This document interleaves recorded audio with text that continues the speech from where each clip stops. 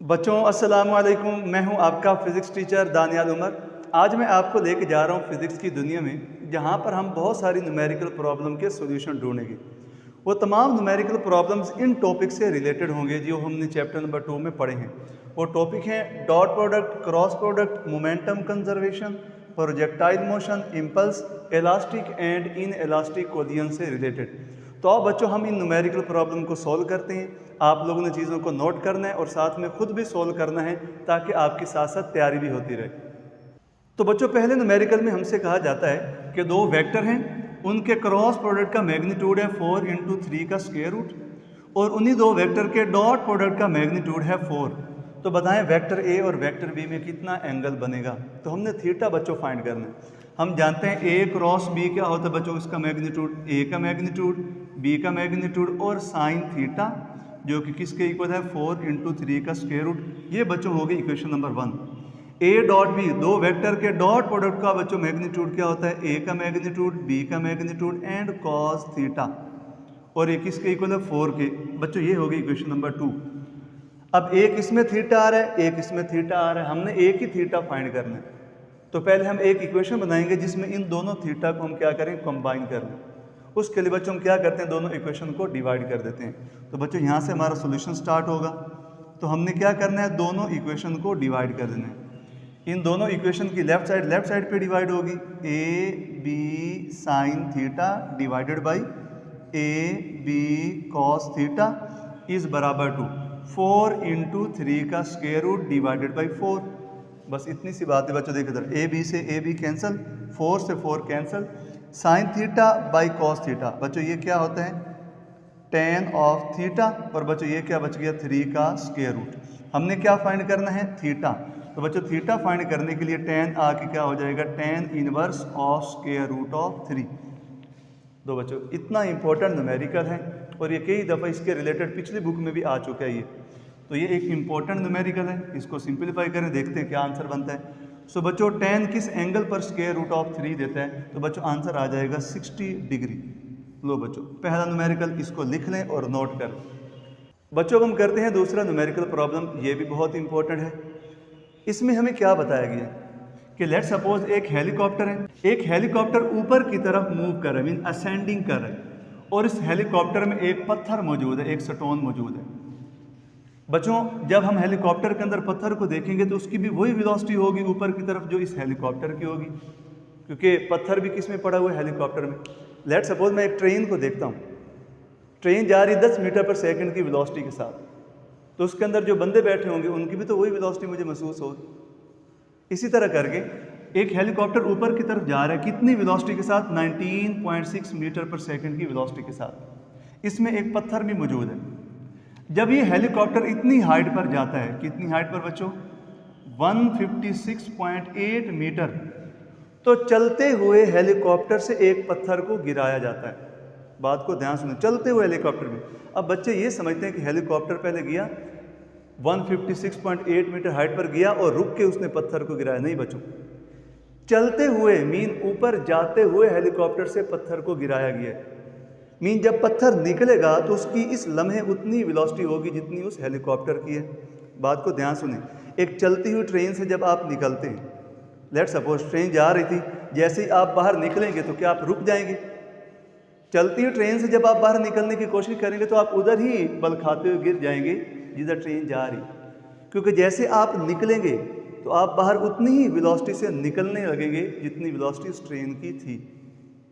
यही बात है, यहाँ पे हेलीकॉप्टर रुक के पत्थर को नहीं फेंक रहा, चलते हुए हेलीकॉप्टर से पत्थर को गिराया जाता है। तो कुछ देर के लिए ये ऊपर जाएगा और फिर नीचे आएगा।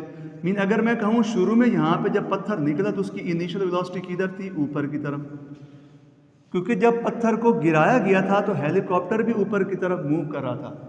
तो जिस लम्हे ये बाहर निकला उस लम्हे इसकी इनिशियल वेलोसिटी इस हाइट पर कितनी है, 19.6, जो कि हेलीकॉप्टर की है, और उसकी डायरेक्शन किधर होगी, ऊपर की तरफ। इतनी हाइट पर हेलीकॉप्टर की कितनी वेलोसिटी है, 19.6। तो जब यहाँ से पत्थर को बाहर निकाला जाएगा, निकलते हुए भी उसकी वेलोसिटी कितनी होगी, 19.6। और बच्चों उस पत्थर की इनिशियल वेलोसिटी किधर होगी, अपवर्ड, क्योंकि हेलीकॉप्टर ऊपर की तरफ जा रहा था।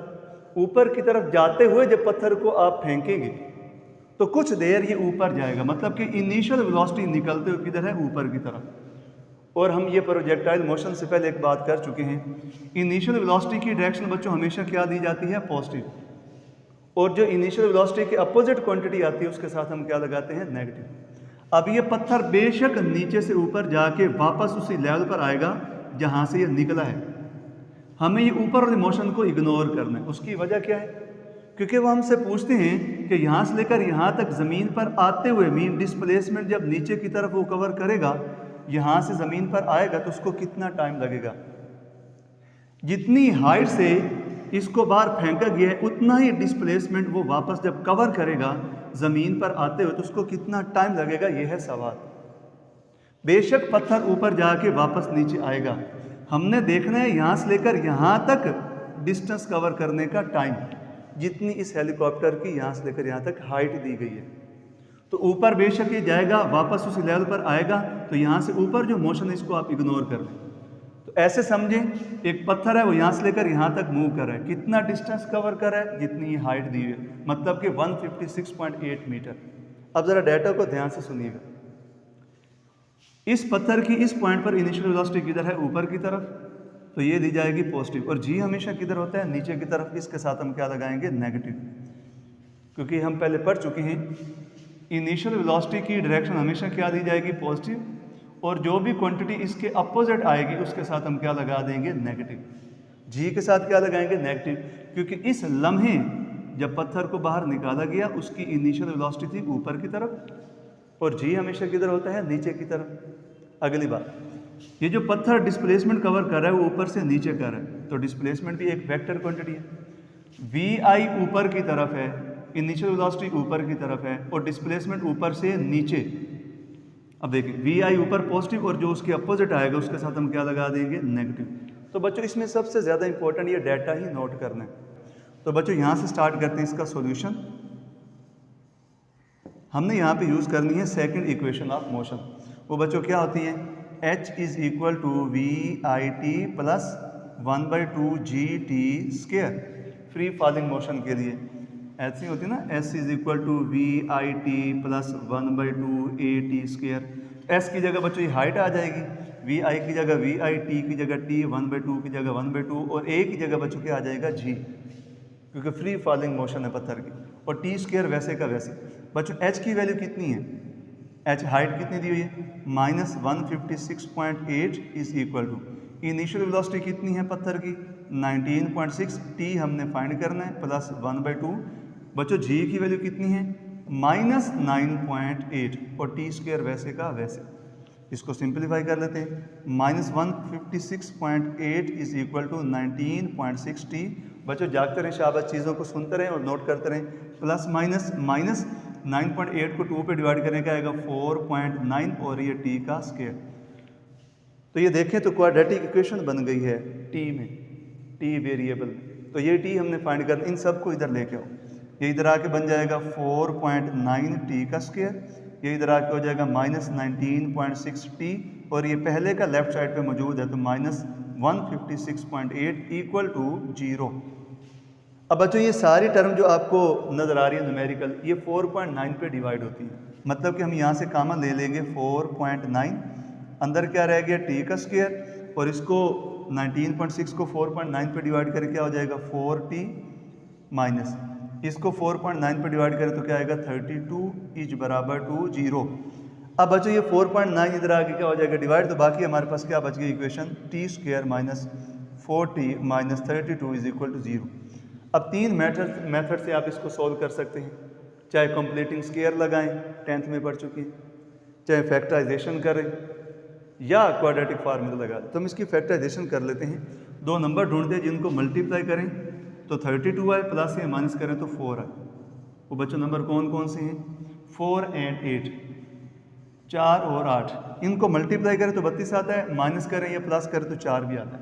तो हम क्या करते हैं, ये टी स्क्वायर वैसे रहेगा, -32 इज इक्वल टू 0 भी वैसे रहेगा। अब ये जो दरमियान वाली टर्म है इसके दो टुकड़े कर देंगे, एक हो जाएगा माइनस का 8t और एक हो जाएगा प्लस का 4t। फैक्टराइजेशन है सिंपल। तो बच्चों -4t की जगह क्या आ जाएगा, -8t + 4t। अब देखिए इन दो में से कॉमन ले लेंगे तो क्या आ जाएगा, t × t - 8। इन दोनों में से क्या कॉमन आ जाएगा, प्लस का 4 अंदर उसी तरह रह जाएगा, t - 8 = 0। अब बच्चों ये दो टर्म है, दोनों में से क्या कॉमन आ रहा है, t - 8 अंदर क्या बच गया, t + 4 = 0। सो बच्चों दोनों का प्रोडक्ट 0 दे रहा है, इसका मतलब या t - 8 0 होगा या t + 4 0 होगा। तो बच्चों यहाँ से t किसके इक्वल आ जाएगा, 8, और यहाँ t किसके इक्वल आ जाएगा, -4। चूँकि टाइम नेगेटिव नहीं होता तो हम इसको क्या करेंगे, इग्नोर कर देंगे। टाइम हमेशा क्या होता है, पॉजिटिव। तो बच्चों t = 8 सेकेंड। लो भाई, फिजिक्स के ज़रिए आपने एक इम्पोर्टेंट प्रॉब्लम को सोल्व कर लिया। तो बच्चों चलते हैं तीसरे प्रॉब्लम की तरफ। तीसरे प्रॉब्लम में हमसे कहते हैं ए वेक्टर और बी वेक्टर का जो सम है उसका मैग्नीट्यूड और उनके डिफरेंस का मैग्नीट्यूड आपस में इक्वल है। तो हमने साबित करना है ए और बी एक दूसरे के परपेंडिकुलर हैं। मतलब कि हमने साबित करना है ए और बी में कितना एंगल बन रहा है बच्चों, 90 डिग्री। परपेंडिकुलर होने का यही मतलब है। अब बच्चों हम इसको सोल्व करते हैं। हमें बताया गया कि a + b का मैग्नीट्यूड इज़ बराबर टू a - b का मैग्नीट्यूड। अब बच्चों हम क्या करते हैं, दोनों तरफ स्क्वायर लेते हैं। ये हो जाएगा टेकिंग स्क्वायर। सो बच्चों ध्यान से देखिएगा, a + b का मैग्नीट्यूड का स्क्वायर a - b के मैग्नीट्यूड का स्क्वायर। बच्चों जैसे हमारे पास लिखा होता है x का स्क्वायर, इसे हम कर सकते हैं x × x। इसी तरह करके इस स्क्वायर को दो दफ़ा हम लिख सकते हैं, मतलब कि a + b dot a + b। इस स्क्वायर को हमने दो दफ़ा लिख दिया, is equal to a - b dot a - b। अब बच्चों इसको दोनों को मल्टीप्लाई करते हैं, जैसे हम सिंपल बचपन से करते आ रहे हैं। भाई a इन दोनों से डॉट प्रोडक्ट लेंगे, फिर b का इन दोनों से डॉट प्रोडक्ट लेंगे।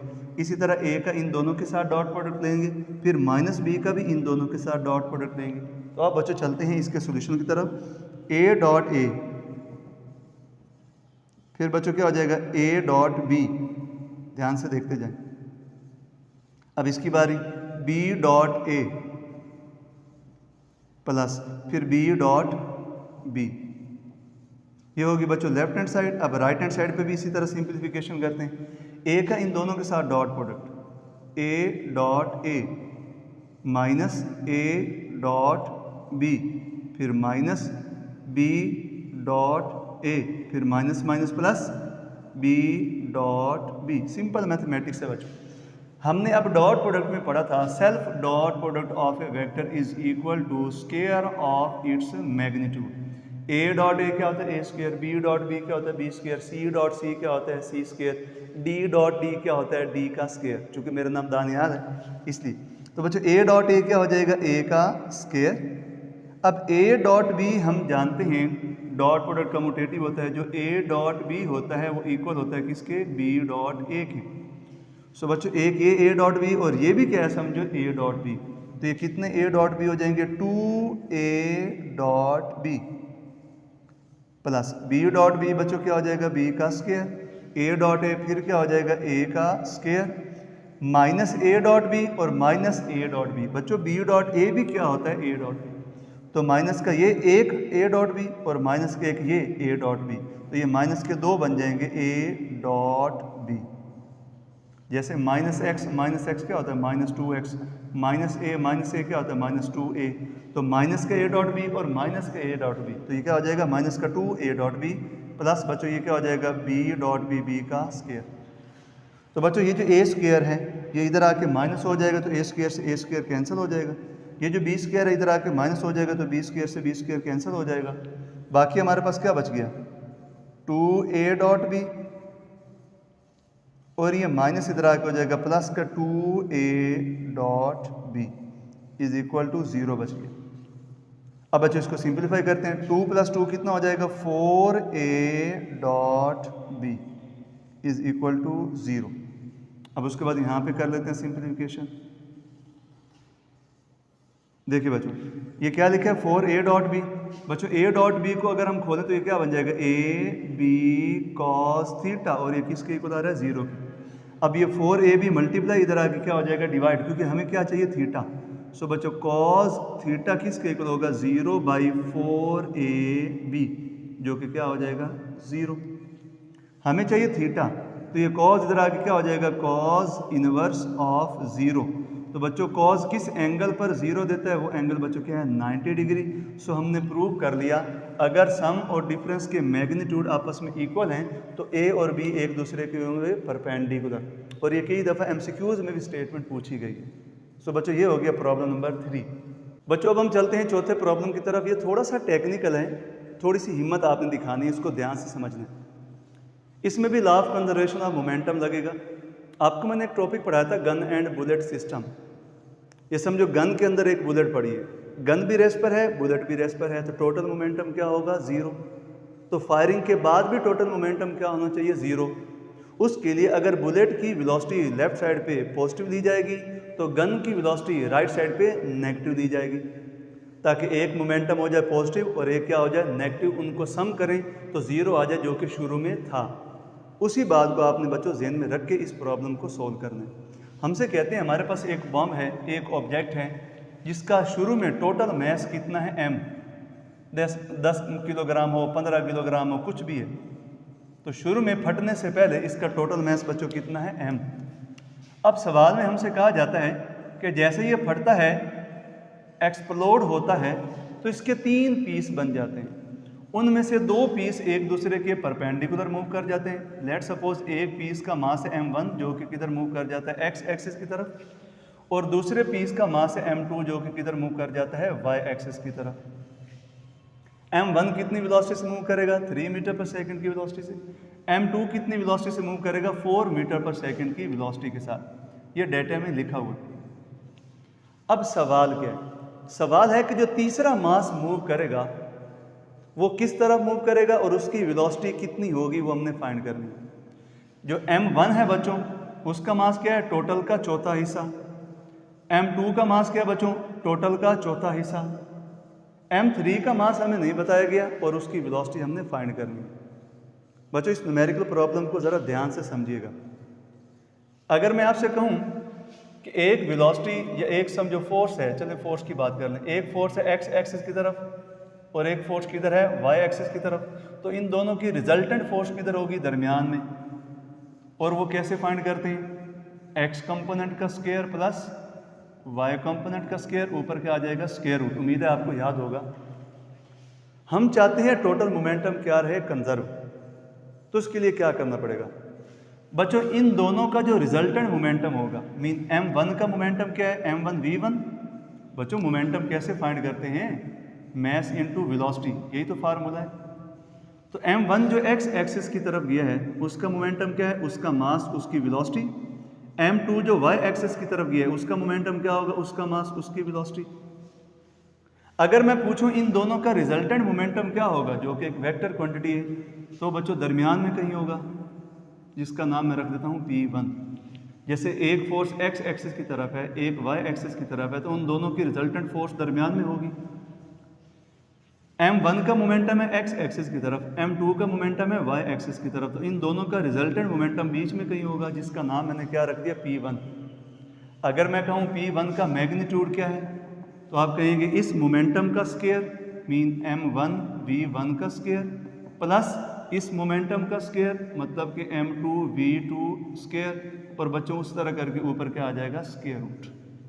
ये समझो P1 का फार्मूला है।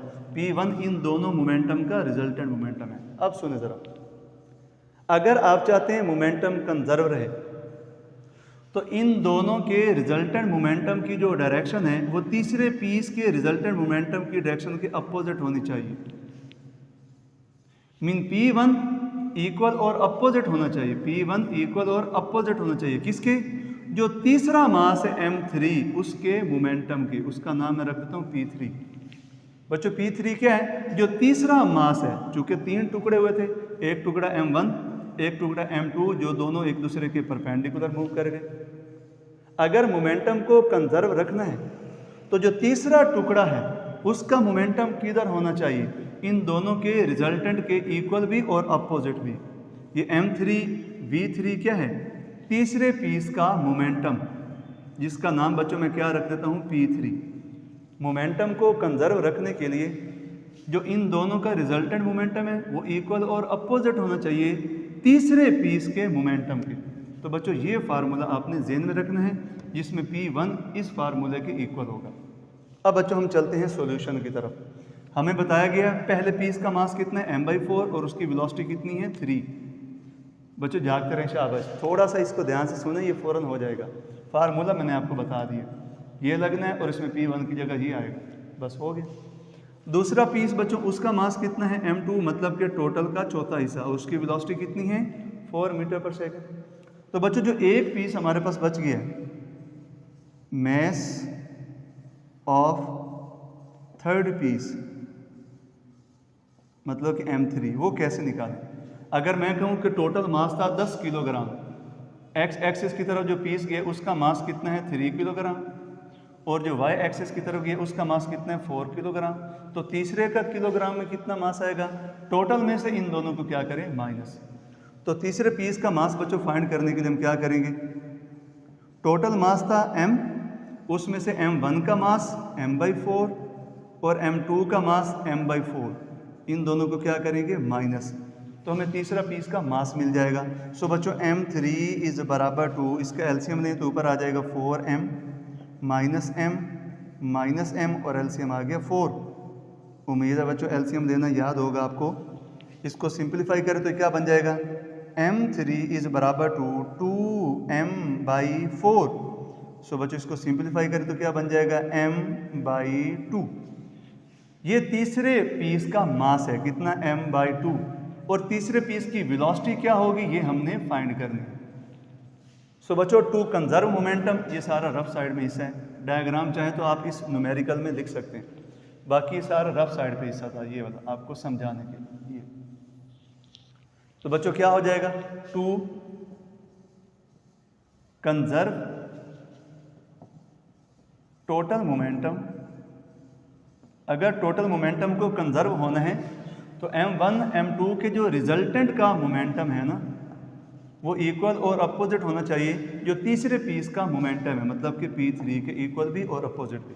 बस इसमें वैल्यू लगाएंगे। बच्चों P1 किसके इक्वल मैंने बताया था, m1 v1² plus m2 v2², और ऊपर बच्चों क्या आ जाएगा, square root is equal to minus. तीसरे पीस का मोमेंटम कैसे फाइंड करेंगे, तीसरे पीस का मास मल्टीप्लाई तीसरे पीस की वेलोसिटी जो कि v3 है, और यही हमने फाइंड कर।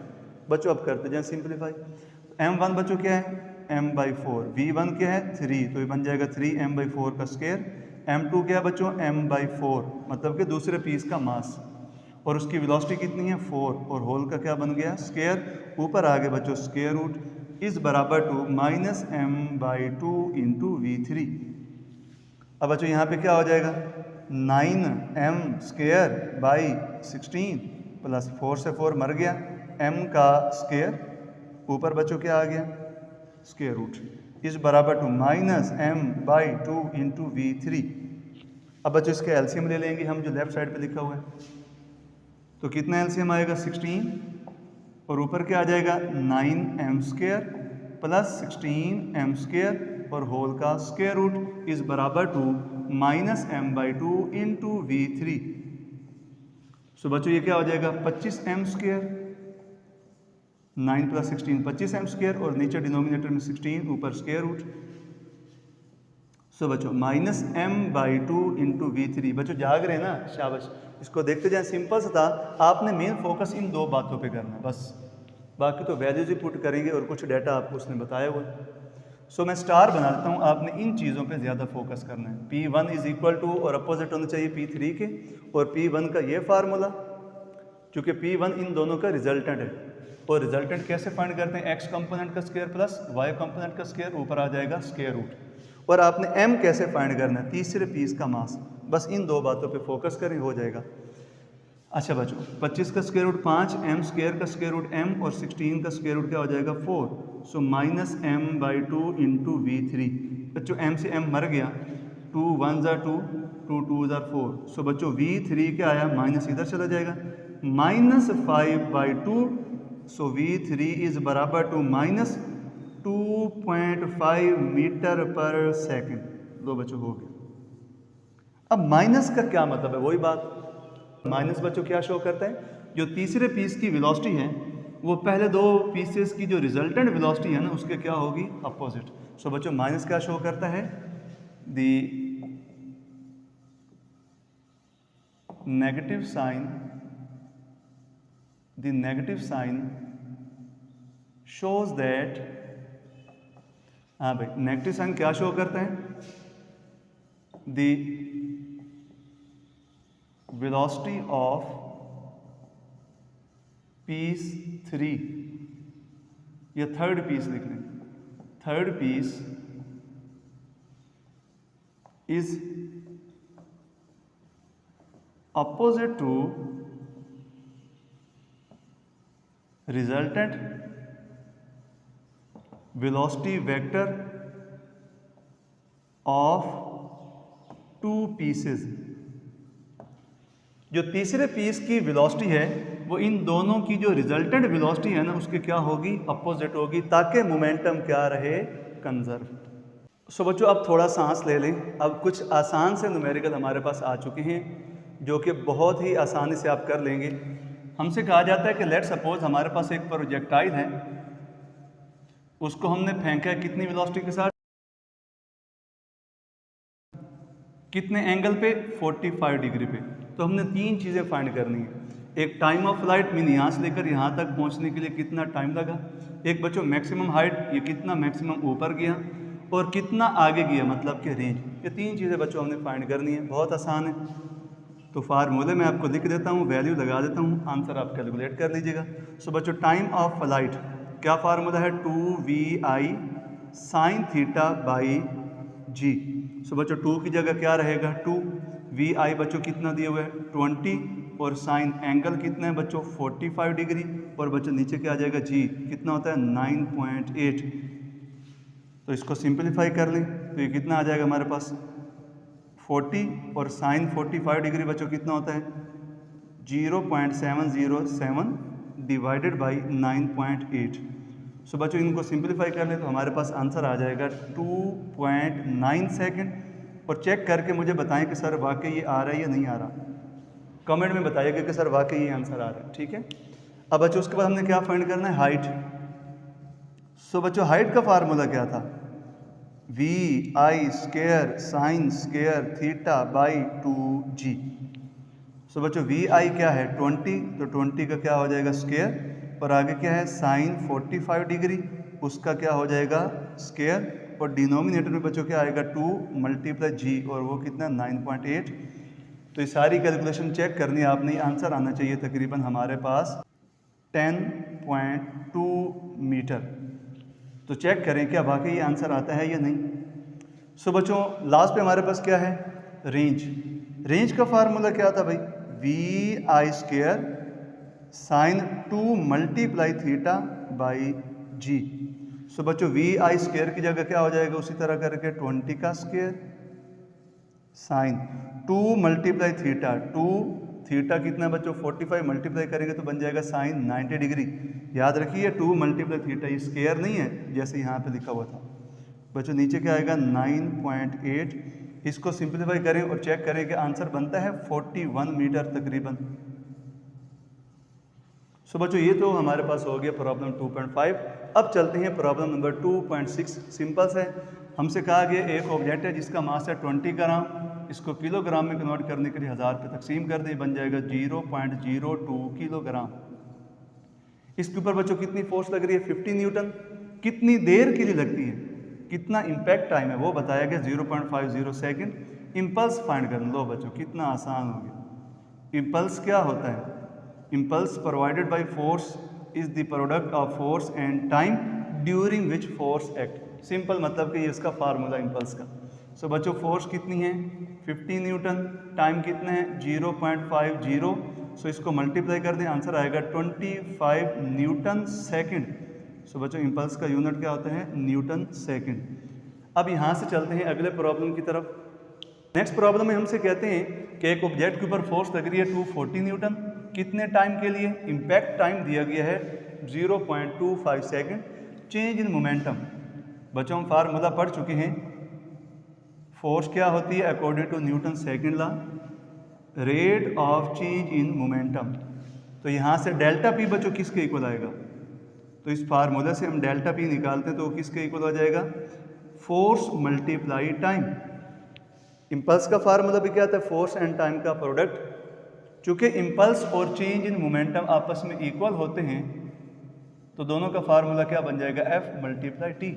सो बच्चों एफ की वैल्यू कितनी दी गई है? 240 न्यूटन। टाइम कितना दिया हुआ है? 0.25 सेकेंड। इनको मल्टीप्लाई करें सो आंसर आ जाएगा हमारे पास 60 Newton second.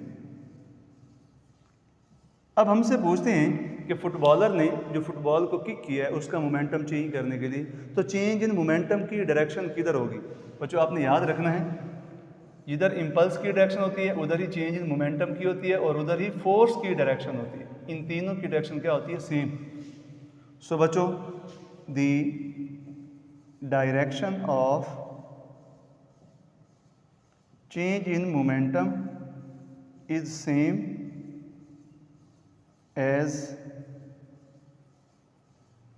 direction of force applied by footballer, applied by and पे क्या होगा? फुटबॉलर। सो बच्चों ये हो गया हमारे पास न्यूमेरिकल प्रॉब्लम नंबर 2.7। अब चलते हैं बच्चों एक और important numerical problem projectile motion से रिलेटेड 2.8। सो बच्चों हमसे क्या कहते हैं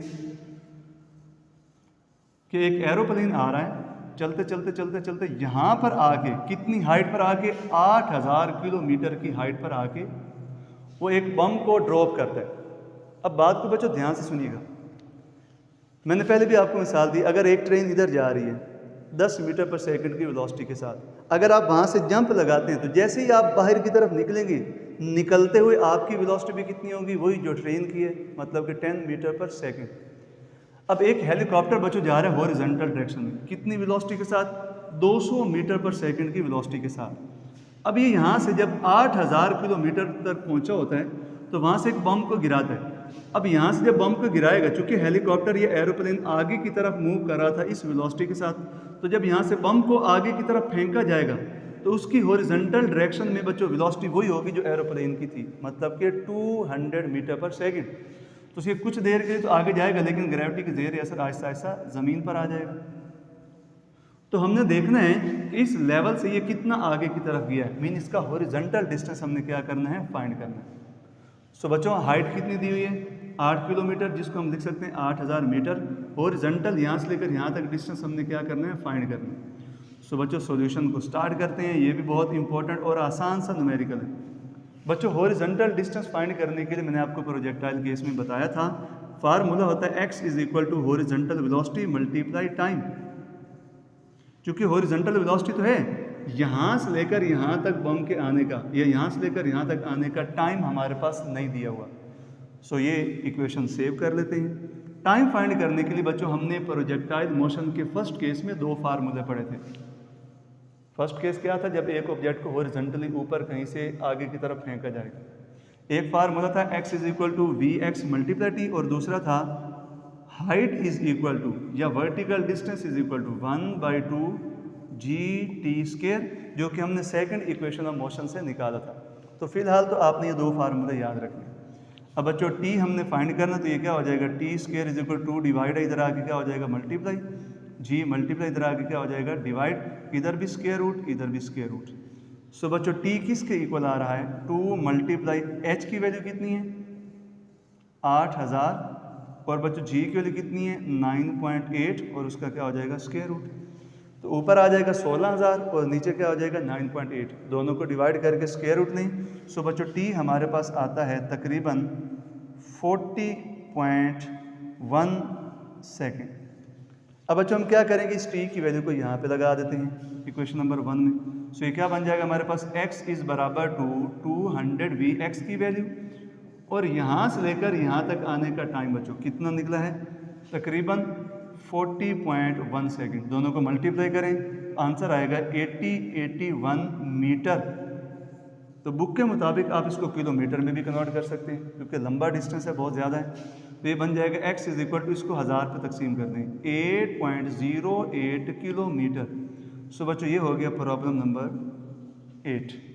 बच्चों प्रॉब्लम नंबर 9 में हमसे कहते हैं कि दो एंगल हैं थीटा और एक थीटा प्राइम। थीटा प्राइम किसके इक्वल है? 90 माइनस ये वाला एंगल थीटा। अब दो बातें हमसे पूछते हैं, एक ये पूछते हैं कि इन दोनों एंगल पे रेंज क्यों सेम होगी।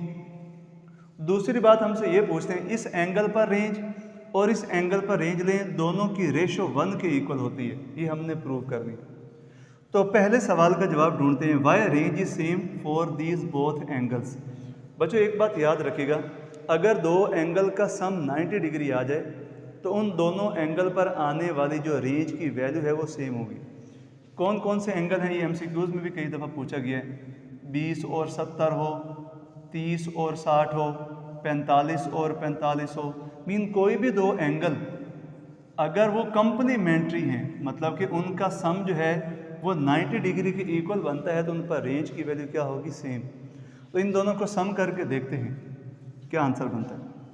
तो बच्चों पहले पार्ट का answer theta plus theta prime, इन दोनों एंगल को सम करके देखते हैं एंगल क्या आता है। तो बच्चों theta plus theta prime, theta की जगह थीटा रहेगा, प्लस थीटा प्राइम किसके इक्वल है? 90 माइनस थीटा, थीटा से theta cancel, so theta plus theta prime is equal to 90 degree. So बच्चों वही बात, अगर दो एंगल का सम 90 डिग्री हो जाए तो उस पर रेंज की वैल्यू क्या होगी? सेम होगी। तो हम लिखेंगे इफ एंगल्स आर कॉम्प्लीमेंट्री, क्या मतलब? Their sum is 90 degree, then range will be same for both angles. बच्चों ये पार्ट 1 हो गया। अब बच्चों हमसे ये कहते हैं कि कॉम्प्लीमेंट्री एंगल पर रेंज की जो रेशियो है वो किसके इक्वल होती है? 1 के। बात को ध्यान सुने, हमसे कहते हैं कॉम्प्लीमेंट्री एंगल ले लें जो मर्जी, मतलब कि जिनका सम कितना होना चाहिए? 90 डिग्री। एक हम ले लेते हैं 30 और एक लेते हैं 60। इन दोनों एंगल पर जो रेंज की वैल्यू है ना, उनकी रेशियो किसके इक्वल होगी? 1 के। तो बच्चों लेट हम कर लेते हैं, लेट कॉम्प्लीमेंट्री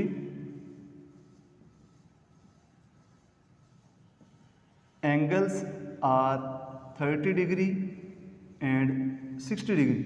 हमने चेक करना है कि दोनों एंगल पर जब हम रेंज लेते हैं और दोनों को डिवाइड करते हैं तो आंसर किसके इक्वल आता है? 1 के। सो बच्चों पहले इसकी बात कर लेते हैं, R is equal to V I square sine 2 theta. बच्चों फार्मूला क्या होता है? रेंज का जर्नल फार्मूला क्या था? V I square sine 2 multiply angle divided by G. तो इसके मुताबिक क्या बन जाएगा? V I square sine 2 multiply angle 30 degree और बाई क्या हो जाएगा? जी। इसको सिंप्लीफाई करते हैं तो ये क्या बन जाएगा? V I square by G.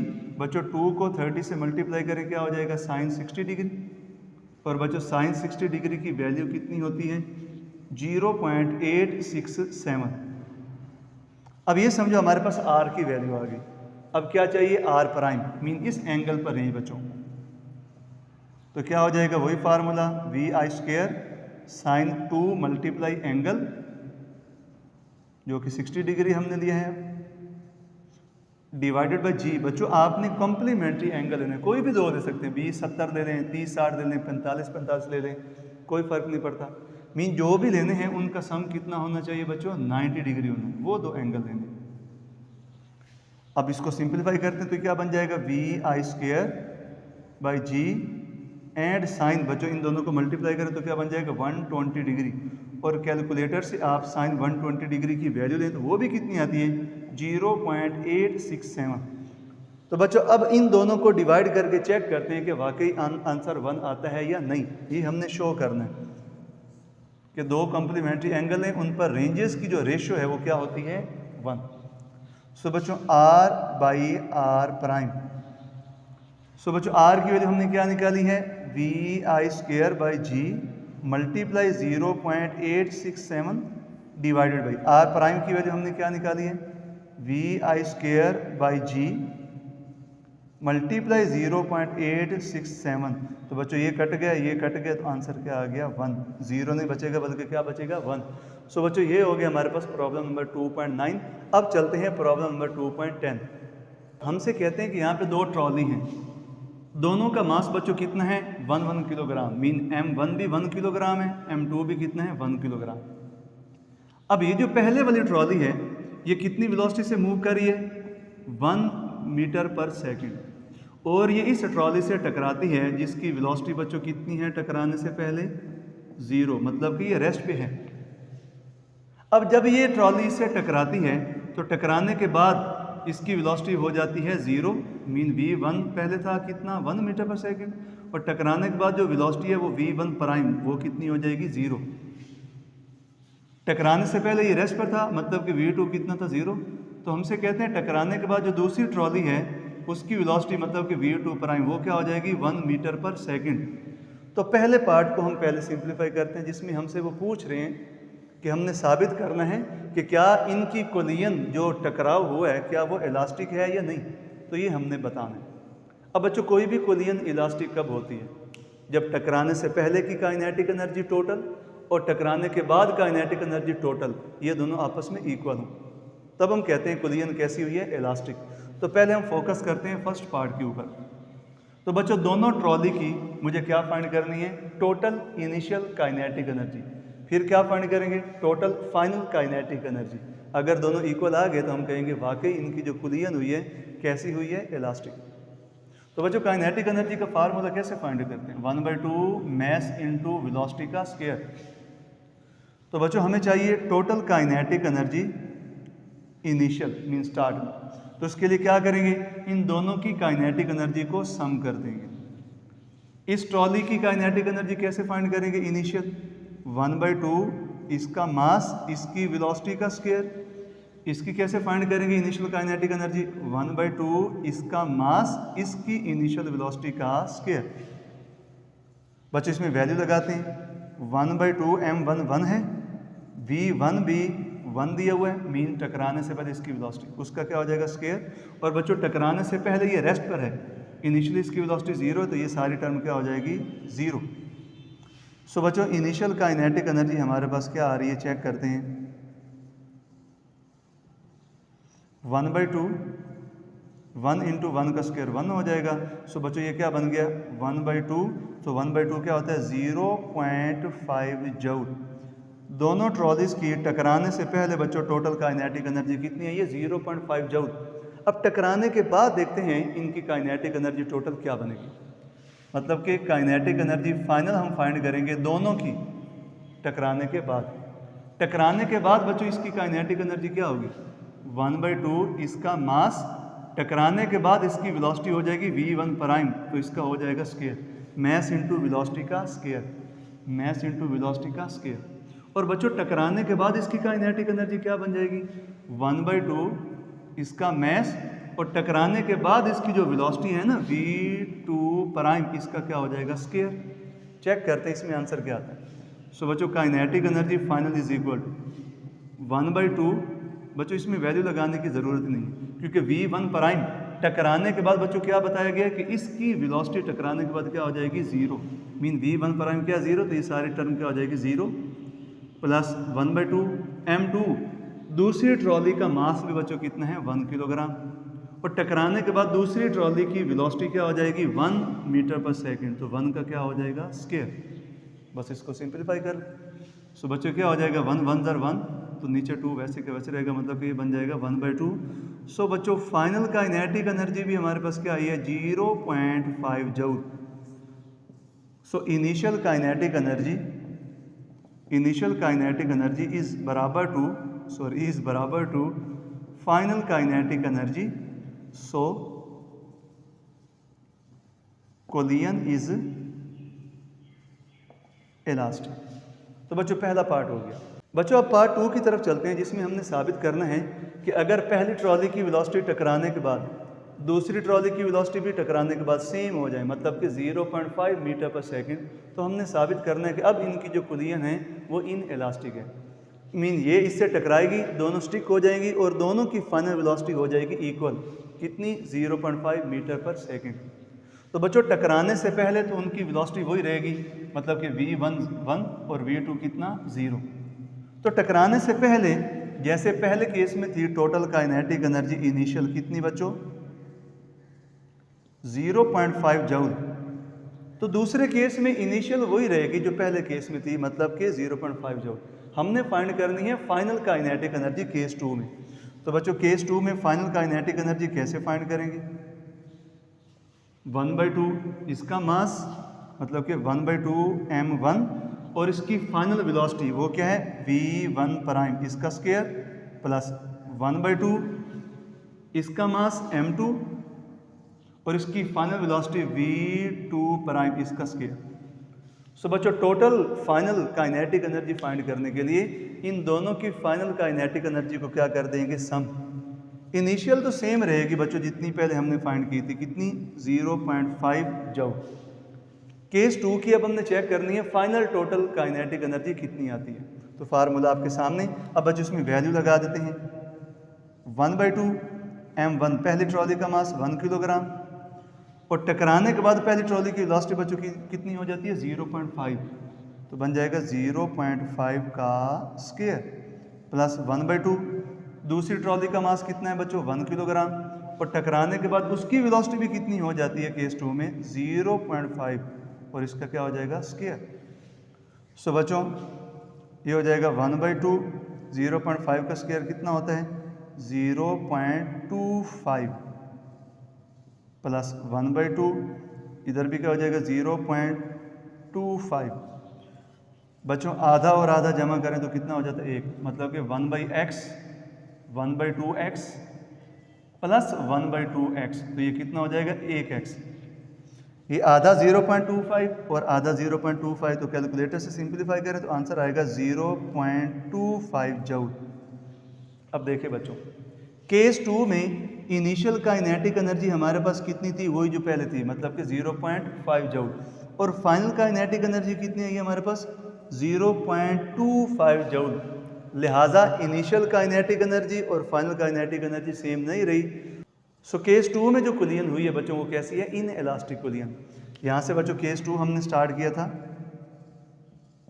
तो केस 2 में देखें इनिशियल काइनेटिक एनर्जी, यहाँ पे बच्चों मैं लिख देता हूँ, केस 2 में initial kinetic energy not equal to final kinetic energy. So बच्चों इनिशियल और फाइनल काइनेटिक एनर्जी टोटल अगर आपस में इक्वल नहीं है तो ये कुलियन कैसी हो जाएगी, इन इलास्टिक कुलियन।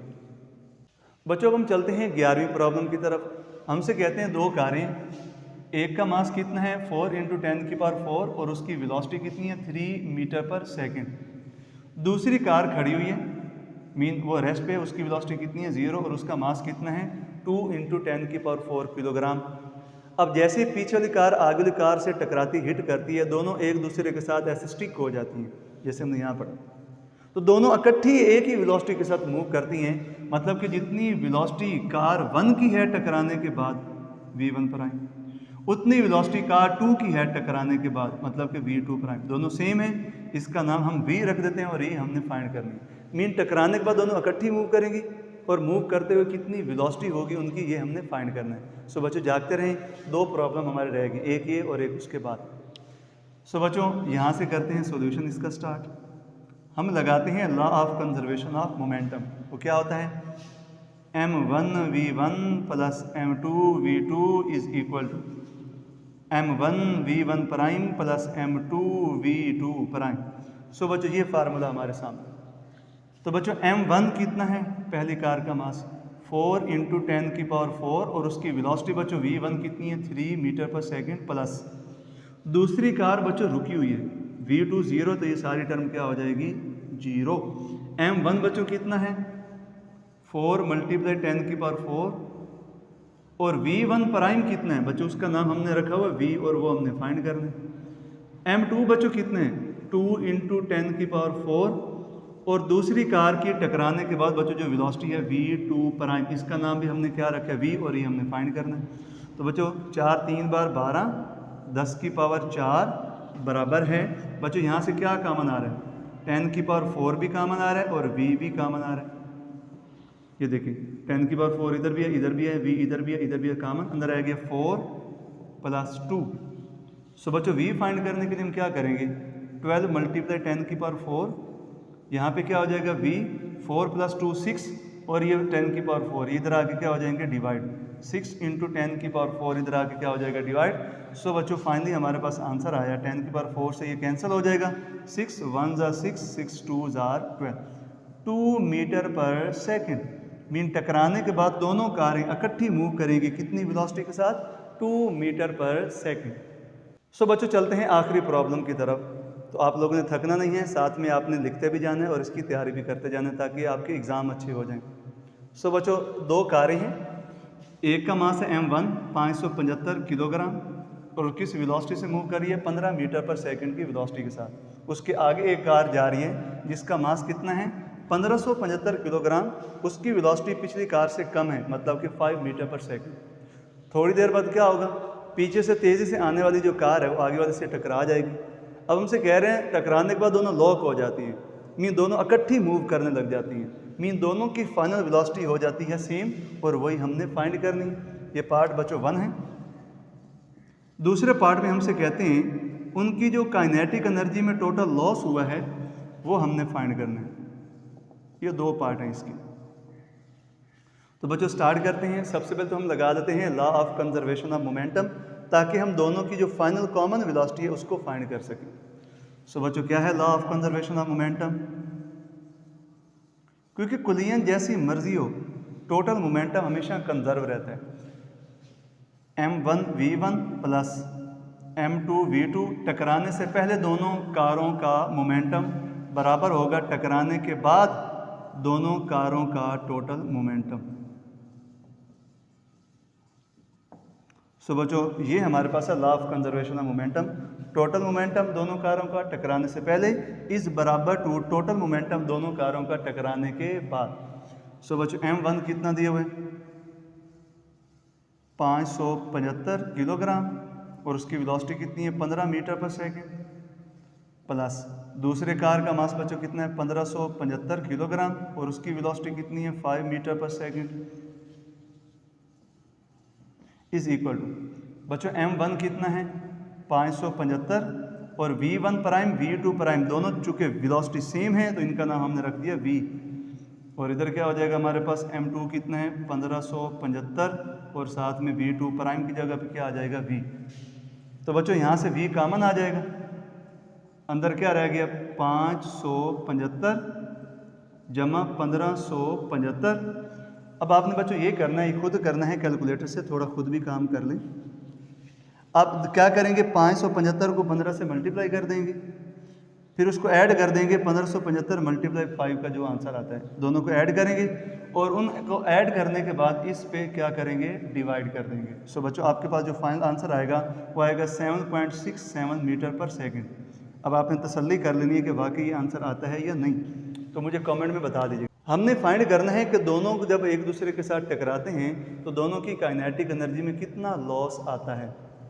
तो बच्चों हमने पहले क्या फाइंड करनी है दोनों की इनिशियल काइनेटिक एनर्जी, फिर बच्चों हम फाइंड करेंगे दोनों की फाइनल काइनेटिक एनर्जी, और लॉस फाइंड करने के लिए हम दोनों को क्या करेंगे माइनस फाइनल काइनेटिक एनर्जी और इनिशियल काइनेटिक एनर्जी को क्या करेंगे माइनस, तो ये हमें क्या मिल जाएगा लॉस।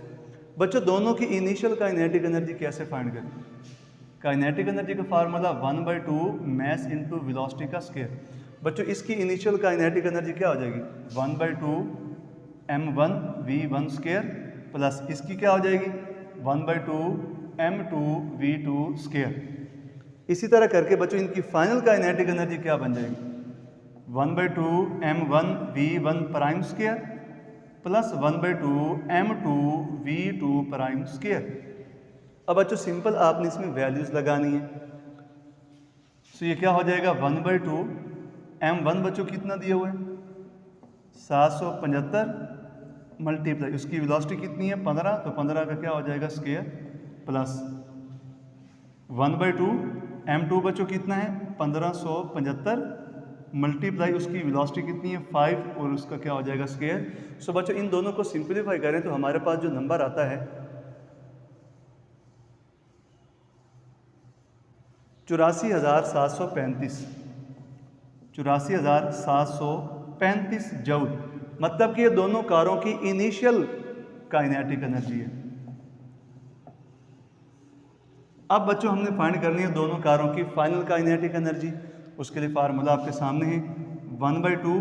पहली कार का मास बच्चों कितने हैं 575, फिर उसकी जो फाइनल वेलोसिटी है बच्चों दोनों की फाइनल वेलोसिटी सेम है कितनी 7.67, तो इसका क्या हो जाएगा स्क्वायर प्लस 1/2 m2 1575, और बच्चों उसकी फाइनल वेलोसिटी क्या हो जाएगी टकराने के बाद वो भी यही होगी 7.67 होल का स्क्वायर।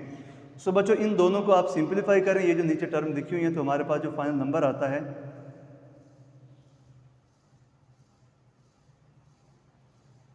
63,291.7।